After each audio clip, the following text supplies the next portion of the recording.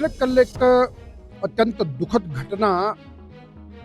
लाहौल स्पीति के ग्राम्फू में आई है, जहां पर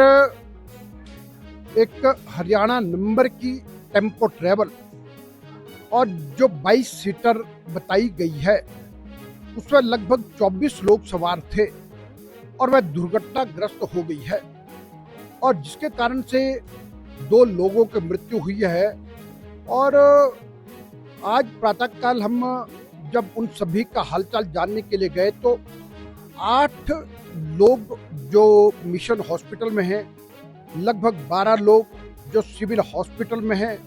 और एक व्यक्ति को एम्स के लिए रेफर किया गया था। अब ये सब है तो लेकिन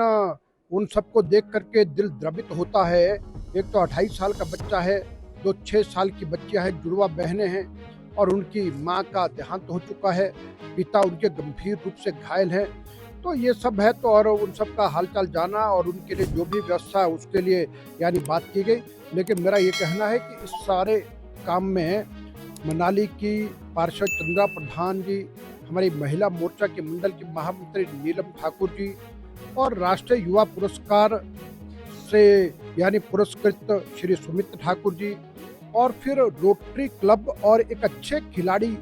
श्री यश राज जी,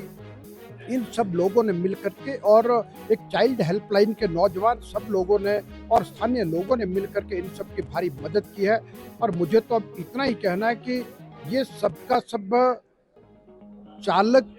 के कारण से घटित हुआ। ऐसा मुझे वहां पर 3 गुजरात की बच्चे हैं, 2 हरियाणा के नौजवान हैं और एक अबोहर के हैं जो घायल हैं। उन्होंने बताया कि ड्रिंक करके रखा था और जिसके कारण ओवर स्पीड था, इस कारण से वो कंट्रोल नहीं हुआ। और उनका ये भी आरोप है कि हमने कंपनी को भी हमने संपर्क किया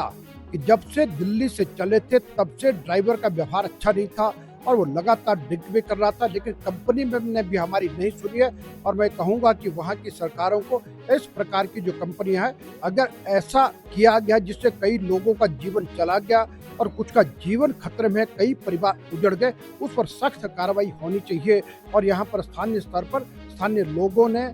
बहुत भरपूर जो भी प्रयास कर सकते वो सब किया है।